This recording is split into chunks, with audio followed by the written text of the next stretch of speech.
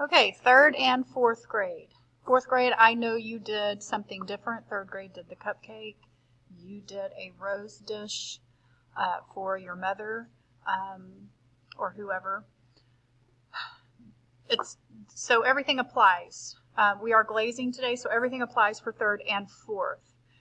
So today, you are going to be glazing your cupcake or your dish, and we have to cook it one more time, and it'll come out really nice and shiny like this. So all we're going to simply do today is paint it. But when you paint your cupcake or your dish today, you have to use 3 coats, okay? Because otherwise you're going to get like a transparent color. If you notice, like this one right here, they didn't use a lot of glaze. They didn't do 3 coats, and it's just not as bright and vibrant, okay?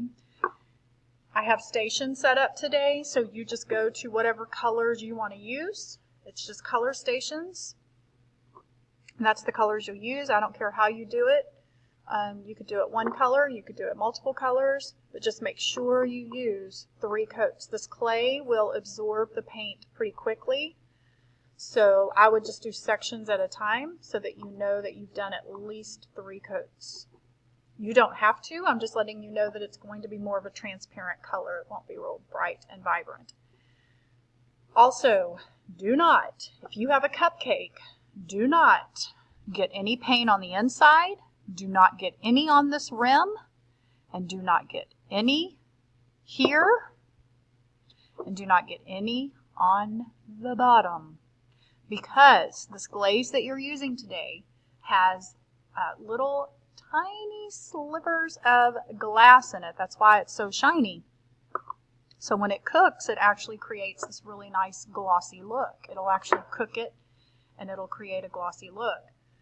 So what happens is, if you have, it's almost like super glue. So wherever the stuff is, if it's sticking to anything or if it's touching anything, it's going to super glue it to wherever it is. So just make sure that you do not get it on the bottom and here, because I'm actually going to lay them in here just like this. So if you have glaze here or here, it's going to super glue shut, and we don't want that. And if you get it on the bottom, when it cooks, I literally have to get a hammer to get it out of the kiln, to get it off, because it is very sticky, like I said, like super glue. So fourth grade, just don't get it on the bottom of your dish. Do not get it on the bottom where I'm going to lay it on the kiln. If it's on the bottom, I'm going to give you a wipe, and you're going to wipe it off. So try not to get any on the bottom. When you're done, you will bring them to me, to the clay rack, and you may get a wipe and read a book quietly at carpet until it's time to go. Okay, have fun. I can't wait to see what you create.